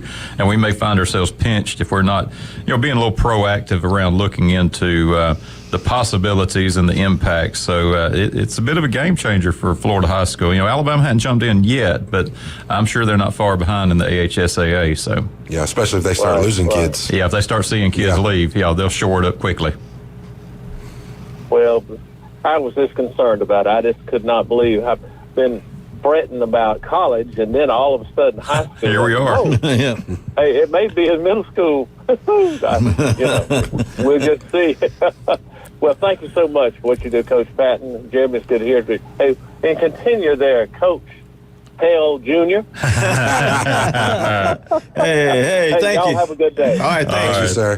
What a great guy he is, I'm telling you. He's the best. One of the best, yeah. Coach Hale Jr. Coach Hale Jr., yeah. I don't know. I guess that's a left-handed compliment. I'm not sure on that. But anyway. So, but it's the thing is, like you take the freshman softball player for Florida State, she started playing at Florida High as a 7th grader. And so, she made freshman of the year as far as that. So there is some things to it, but as long as you keep it within reason, and I think you guys got a great approach to it. So, Mr. Beach does a great job. He sure does. So he does. When I was up there, I didn't think he thought I liked him, but I really did. I just like to give him a little hard time and make sure he was. Well, it's because of he's so tall. You always have a problem with someone who's really tall. So watch out now. Cut this guy's mic off. I don't know that other coach. But I'm guessing that was a dig, right? No, he was assistant principal. Now he's the principal. So, if I'd have known he's going to be the principal, I'd have been nicer to him. I may need a job sometime. So, anyway, he runs a great school up there. I tell you what, I had a great time the 2 years I was there. It was fantastic. So, almost as much fun as we had when you were intern at Bay High School. Oh, yeah. 1995. The spring of 95. That was fun. So, was it Matt? Was that the other? Matt Gerber was the other. He's a principal in Dayton, Ohio. Is he? Man. So, that Bay High pays off. It does. So, listen, we'll be back in just a minute, but let me say good things about Charlie Colm's Place. You want to go out there, great specials. Also, 2 great locations, 231, also on the 15th Street, right across from Perry Mason's office over there. So get out there and see him. Chuck Tucker, title and closing. All the big people go out and see Chuck. He'll take care of you. So if you're gonna go out somewhere and buy a house or buy a condo, make sure that you get closed out or titled by Chuck Tucker. It'll be a great thing for you. Also, Gourmet Deli, Paparazzi Gourmet Deli, man. If you get the lunch special, 2 slices of pizza, almost as big as a regular pizza for everybody else. So you want to get out there. Now they have a bar, so I don't know if I'm going to go buy the brew and booze or I'm going to go buy Paparazzi. So get out there. Also, Max Fit Sports Nutrition. Try it before you buy it. Get out there. Jason will take care of you. And also, Cito. If you don't have a Cito, don't go. That's right. Cito.com or call them locally at 850-234-2323. Cito.com. All right. We'll be right back. 104.3 ESPN, Northwest Florida, with the Auburn Update. Thank you, Coach Pat. Yes, sir. Thank you. Yes, Thank you. Appreciate it, guys. Good to see you.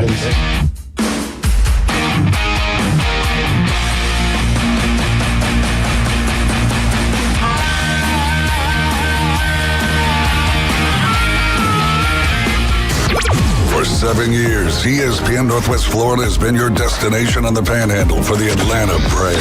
He just blew the doors off that thing. But our listeners are the real MVP. Another dominating performance. So this year, we're giving away more tickets to Truist Park than ever before. Keep listening to win family 4-packs to experience the Atlanta Braves. From ESPN Northwest Florida, PCB Hobby, Pepsi, Fairfield, Hampton Inn on Thomas, and Home 2 Suites. Attention homeowners, are you dreaming of a backyard oasis? Look no further than S&R Fencing, your go-to destination for quality outdoor transformations. At S&R, they specialize in crafting custom fences, decks, retainer walls, and all exterior construction that not only enhances the beauty of your home, but also stands the test of time. Their experienced team takes pride in delivering top-notch craftsmanship with a personal touch. S&R Fencing, locally owned, licensed, and insured, and a member of the BBB. ESPN Northwest Florida is an active member of the Panama City Beach Chamber. We want to introduce the newest members to the Beach Chamber: Emerald and Forgotten Coast Adventures, Florida Pro Wash, Hilton Garden Inn Panama City, the Carrington Collection, Playables, Painted Panama, the Twisted Fork Culinary Classroom, and Avid Storage, Panama City Beach, Panama City, and Lynn Haven. Congratulations from the only local sports talk station, ESPN Northwest Florida. It's the Dolly Southern Sweets Collection, available now only at Krispy Kreme Donuts. Sink your teeth into the chocolate cream pie, or how about the Southern favorite banana pudding pie?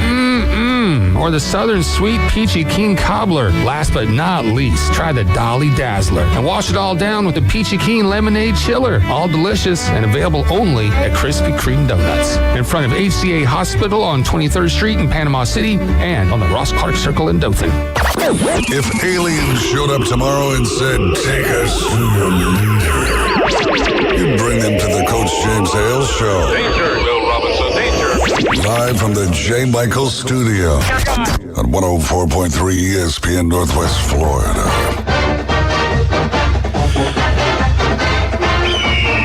Oh, War Eagle. War Eagle. Come on, Jeremy. You can do better than that. Come on now. I can't. He can't. He was already quivering over here when it started, so stand up and yell, hey! I tell you, that's a raucous place when they get going. It is, when that eagle comes flying out of there. So, man. Before we get started, tell us what's happening down at church. First United Methodist Church, Panama City, doing great. Had a tremendous we're doing a little VBS different. We're doing it on Monday nights, each Monday night in June instead of one long week. There you go. And had a great turnout Monday with our kids doing kind of a sock hop thing. We're doing a little Christmas in June, if you will, this week, doing some shoe boxes that many people do, through that Operation Christmas Child. And so check us out, First United Methodist Church, Panama City. What time does that start? 8:15, 9:30, and 10:45 every Sunday. All right. So, what about the Monday nights? Monday night will be at, I believe it's 4:30, 5 o'clock to 6:30 there with the kids. So elementary age group there. So, on Facebook and on our website there too. So, Auburn update. We've been talking a lot of baseball, softball, things of that nature, and Auburn made an announcement yesterday. Rather interesting. Auburn has named Chris and Kate Malveaux as head softball coaches. So they are coming to Auburn, to the Plains, from the University of Tennessee. Coming from within the conference as well. Both of the Malveaux have been assistant coaches there in Knoxville. John Cohen announced it yesterday. Of course, Tennessee, back-to-back Southeastern Conference regular season titles. In 23-24, they had an appearance in the Women's College World Series, and that's where Auburn wants to be. And so they're going to get two that they feel have been instrumental in helping the Tennessee program that posted a 44-12 record this past year and made a super regional appearance. And so this will be a little different.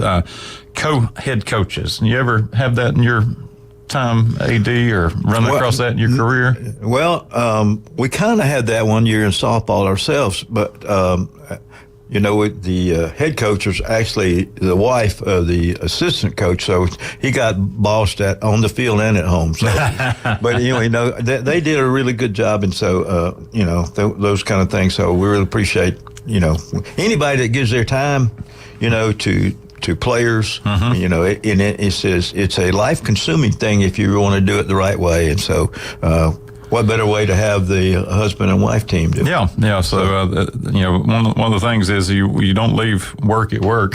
There you go. That's true. Go come home with them. I mean, they're all consuming 24/7. So. I forgot who the coach was that retired, but I forgot. Gosh, I forget his name too. But he'd been there quite a while. He had been there a long while, and they made an appearance in Tallahassee and the regional there, and so they're I think they'll continue to build on that foundation. Auburn's had a solid program, and so the Malveaux will likely be around on the Plains for some time to come if they replicate the success they had in Knoxville. That'll be a little culture shock from coming from Knoxville to Auburn, as far as the way life doesn't go quite as fast. And it's a nice place to be. Trust me, I love it there. Loveliest village on the Plains. There you go. My very first appointment that I served was in Seal, Alabama, about 30 minutes from Auburn. Remember that place? Yeah, if you had the railroad there. But I could go and see everybody in my congregation when they got the mail posted at 10:30, because that was the highlight of the day. And then I would go up to Indian Pines in Auburn and just play till sunset. There you go. $20. It was the last time my golf game was in the 80s. So, but you're right. It's great community, great areas, and growing rapidly. Yep, absolutely. I had not been up to Auburn until the Iron Bowl this year for 3 or 4 years, and missed the Iron Bowl a couple years before. I was amazed at the growth out toward Moore's Mill and that area. When I was living there as a youngster, kind of a toddler thing, I actually got to ride the train from Opelika to Auburn, and then got off and things like that. But there was a separation. there's like 5 or 6 mile separation. Now it's a roadside. It is. I mean, I have to turn on GPS to find out where I'm going now because everything's changed. Just grown together. Yep. So, well, I know Malvo's will adjust to life there in the loveliest village. Brian Battle does show some improvement. You know, he had been part of that shooting that happened down in the Sarasota area, but does seem to be making some strides. We continue to pray for his recovery and certainly thinking of him and all of his family. That happened about 3 weeks ago now, so you can tell pretty significant serious injuries to still kind of be rehabilitating from. And then Auburn's first games now have television times. If you're trying to make your plans, Auburn opens the season against Alabama A&M at 6:30. That's the one in Huntsville, right? That's right. Okay. Yep. Yeah. And Alabama, just will not play the in-state schools at all. I mean, they just, Troy, they just duck them. They just will go play Southern Miss or, La Monroe or other places. But Auburn will pick up the in-state schools. They played Alabama State, playing Alabama A&M now, and that game will be at 6:30 at Jordan-Hare Stadium. The following week, they finished the home and home with Cal. Wow. That was a quirky, weird game last year out at Berkeley, and Cal will make the return trip. Ironically, this time as a member of the Atlantic Coast Conference. I know, that's amazing, isn't it? It is. But that game's been set for 2:30 in week 2. And then New Mexico will be the week 3 game. This is not New Mexico State that they played last year. This is New Mexico now. The New Mexico State guy retired after this year. Jerry Kiel. Yeah. So these are the Lobos and not the Aggies coming in. And they had a little tiff going with New Mexico about the facility and the way the locker room was and all kind of stuff. So, And that game is also a night game. And I know the Auburn folks like the night game environment, particularly in September. I mean, at least it's a little bit cooler. But interesting that Cal game's at 2:30 because you could melt those boys from Berkeley rather quickly at 2:30 in the afternoon there. So some early game times taking shape. We'll get more dates, times, as the season goes on, but a couple of night games. Auburn, I think, has 5 games, straight out Jordan-Hare Stadium before they have to leave town. So, wow. Yeah. So, very, very favorable opening schedule for them, and those should be 3 wins. At least 3. Yeah. Okay. Should be 3. If they drop the Cal game, it might get a little noisy on the plains pretty quick. Yeah. So, but that's about it. As far as things, Auburn. Obviously, baseball season was not what they would have wanted, but they did finish with 2 out of 3 over your arch rivals. So that's true. Yeah, lends you something to build on. It does. When you're competing for in-state talent. And speaking of the baseball piece, because I know we're going to segue in. To super regional stuff after the break, but the NIL piece, and this is coming more out of Mississippi, but it affects Auburn and Alabama. If you look at the per capita players, in state, Mississippi State, Alabama, and Auburn really do not have the same pools to draw from baseball wise that you see in a Florida or Texas, or even a Georgia and Louisiana. Yeah, and keeping the talent in state is critical, one, but also being able to get folks to come to your state when there are so many other options available is going to be challenging. And I think we're going to see a shift, and I don't know how those 4 schools that I mentioned will do this, but Mississippi State. I mean, you've been to Starkville, Mississippi, just like I have. You've got a kid who's going to choose between going to Starkville or going to Atlanta or Coral Gables or and how much money is going to be there to entice now that NIL seems to be encroaching even on those areas. Right. We talked about the sort of Saban discount with football that they would come to play in Tuscaloosa because of going on to the NFL. Right. That may disappear. You could argue the same discount existed in Starkville because that was a very solid baseball program. It is. It is. I was kind of shocked that they did not get a region this year. Yeah, and Auburn kind of sits in the same boat. Now, fortunately, there are a lot of folks from Georgia that will cross the line to go to school in Auburn, and they could still pull that pipeline a little better down 85 if you get some talent in Georgia. It's kind of right there on the border, so they do siphon it off. But I think that's the next challenge for the spring sports. In some of these schools, if the NIL collectives don't get up and running to entice talent to stay home and then to pick off a few prospects to come in from other places. Right. Yeah, it's going to be really difficult, but hopefully, they'll fix all this, and we'll see what goes on with that. But you want to kind of go on into the super regional? We can probably pick that up. We've got about a couple of minutes. So. Well, we'll recap how we did in the regionals to set up how we did in the super regionals. Coach Hale, are you listening to this? I hope. So last week we all picked our regional winners, and congrats to you and me. Yay! Yeah. All right. And we each picked 9 of the 16 regional winners. Tommy and Coach picked 8. Yep. So take that. There you go. Taller James Hale. So we all got Texas A&M. We all got FSU. We all got NC State, and we all took a swing and we missed on Dallas Baptist. Yeah. Swing and a miss on UC Santa Barbara.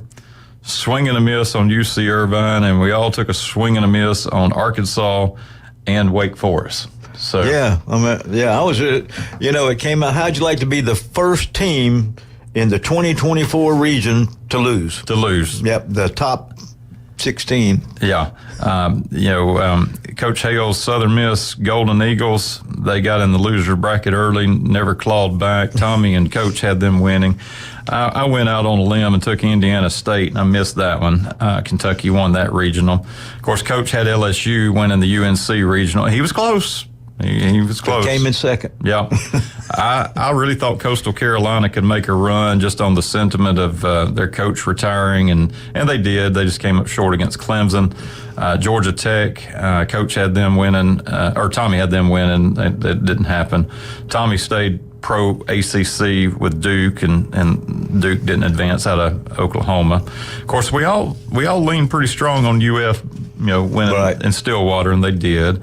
And then Virginia won theirs. So all in all, I think we did pretty good on the regional. We didn't pick UConn. Didn't pick UConn. We did not pick Oregon. Did not pick Oregon State, West Virginia, or Evansville, who is the clear Cinderella. So that kind of sets up how we did on the regionals, and we'll pick through these 8 super regionals when we get back from the break here in just a moment. All right, so let's talk about some of our sponsors. We got Jay Michaels get out there today, and it's not world famous spaghetti day. That's only on Wednesday, but great seafood and anything you want, the coldest beer around, and get out there and see him. And you may even see Mr. John out there with his shorts on, of course.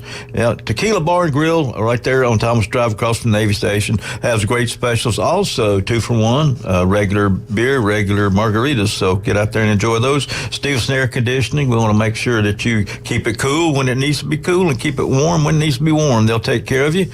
Also, now, if you want to take care of any injury, Dr. Chad Mitchell, orthopedic specialist, he will take care of you. Any skin cancer or anything, just to get screened, just takes about 5 minutes. Dr. John Ward. So, and also, David Addison Jewelry. If you need something to take care of all the things you've done to get in trouble, or you just want to look at something or get things cleaned or repaired, just make sure you see David Addison Jewelry. Where's that located? Yeah, they'll do appraisals on jewelry. Oh, yeah. You want to insure the stuff, too. And that's on 830 Ohio Avenue. That's 830 Highway 77 in Lynn Haven. All right. We'll be right back. 104.3 ESPN, Northwest Florida.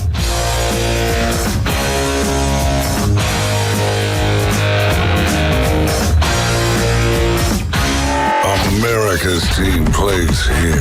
Swing and a miss. Struck him out. That's number 10. The Atlanta Braves on ESPN Northwest Florida. Charlie Morton, Max Fried, and Chris Sale lead the Braves' dominant pitching rotation. That's 18 up, 18 down. Sponsored by Panama City Toyota, LS Agency Insurance, Bestway Portable Buildings, PCB Hobby, and ESPN Northwest Florida.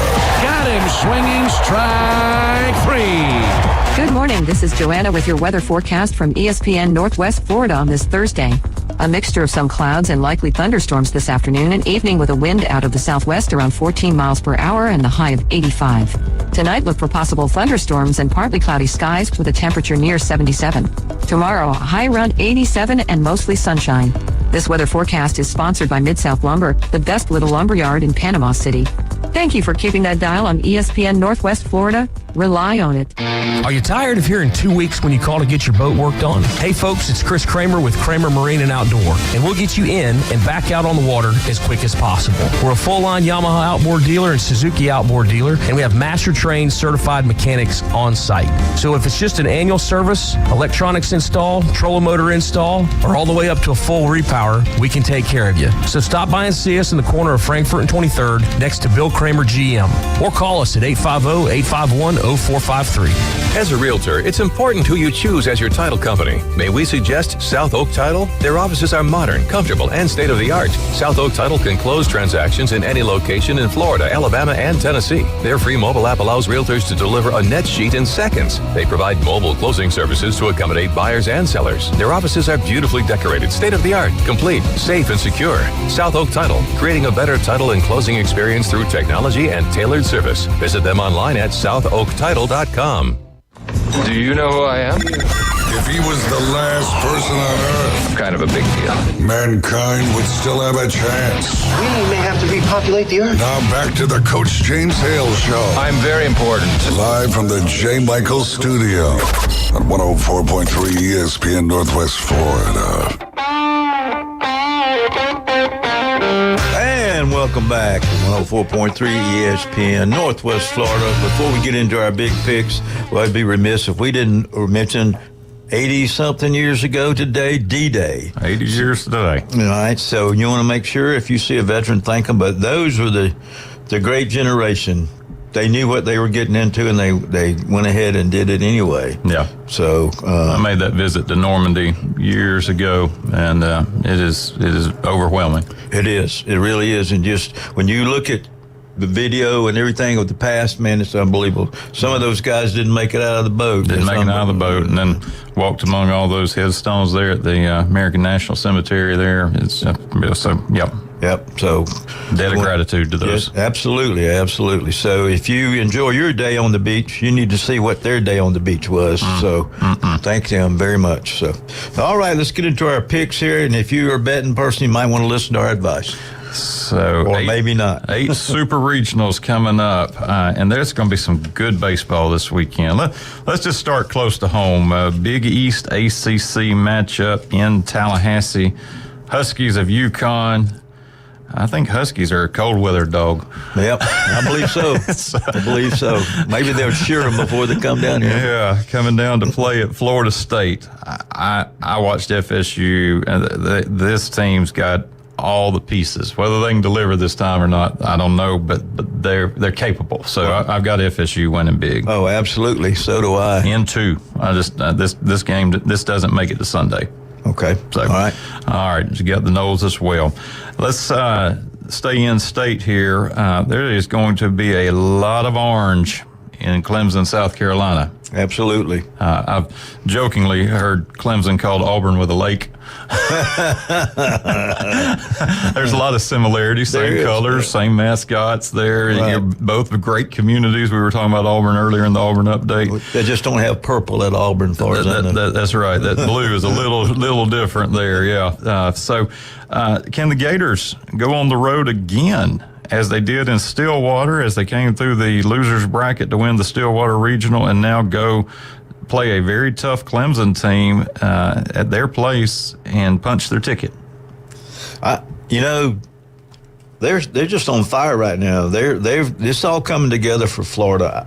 I think they win it, but I think it's in 3. I don't think it's in. I don't think that is a great pick, Glenn, because that's exactly what I have. I have I have it in 3 with Florida winning there in South Carolina. So, all right, let's move on to another ACC-SEC matchup.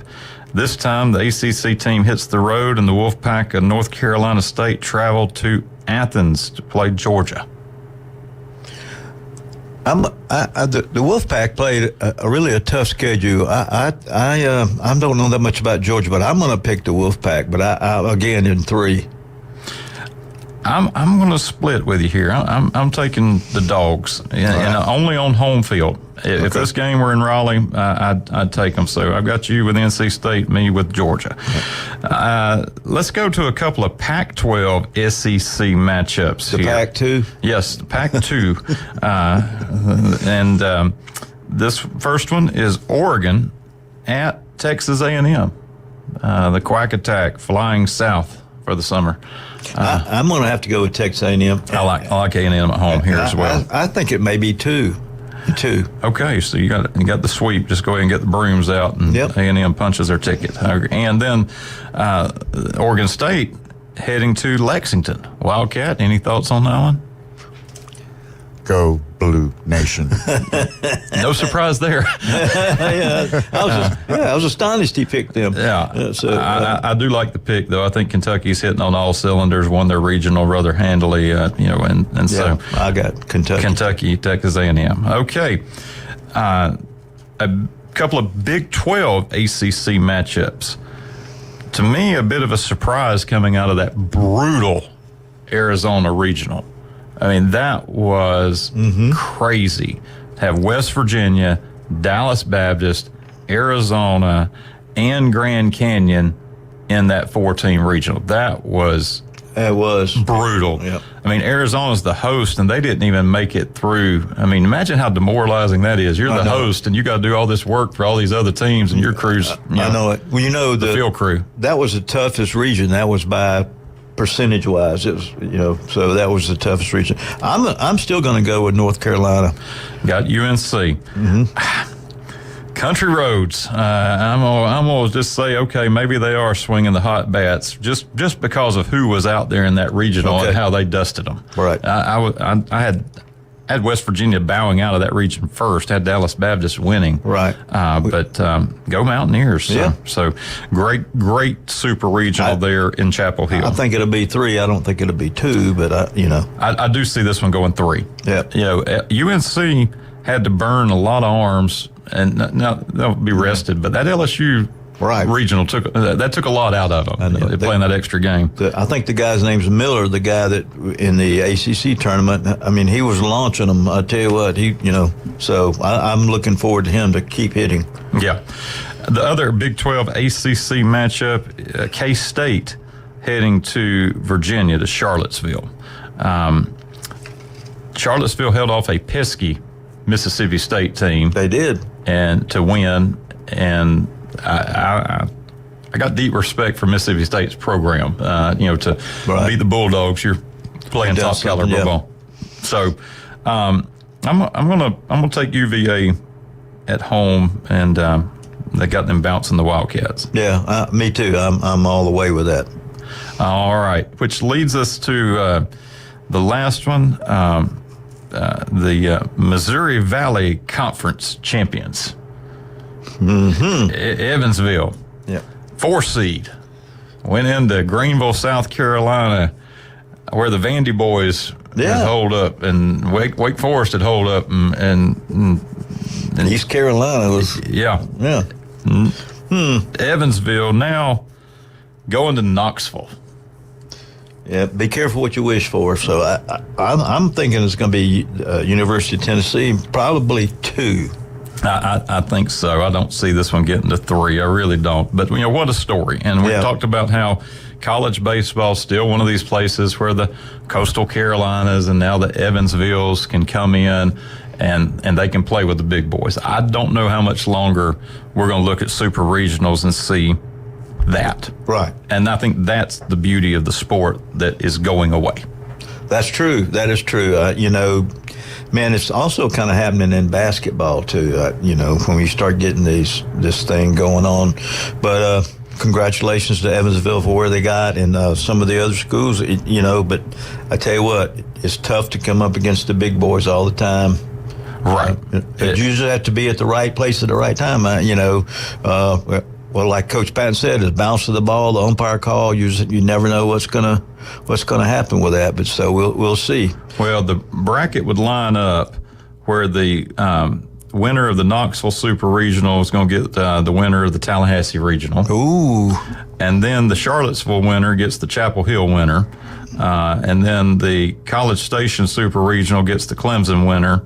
And then the Lexington winner gets the Athens winner. So we could have some potential knockout in conference first round games in Omaha. Wow. Which will be fun as well. That's a great place to be. I happened to go there a long time ago, but it was in Rosenblatt Stadium when I went. So, all right. We want to thank all of our sponsors today and for backing our show and doing all the things they do for the community. Also, thanks to Coach Jeff Patton for coming in, and thank you for coming in and saving me with the Alabama-Auburn update. I enjoyed it. Yep, appreciate you. A lot of fun. Wildcat, we appreciate you, all the things you did. Glad to be here. Yes, sir. And Coach Hale will be back on Monday. Tomorrow is a national show, I believe. So we're out of here. 104.3 ESPN, Northwest Florida. Thank you for listening.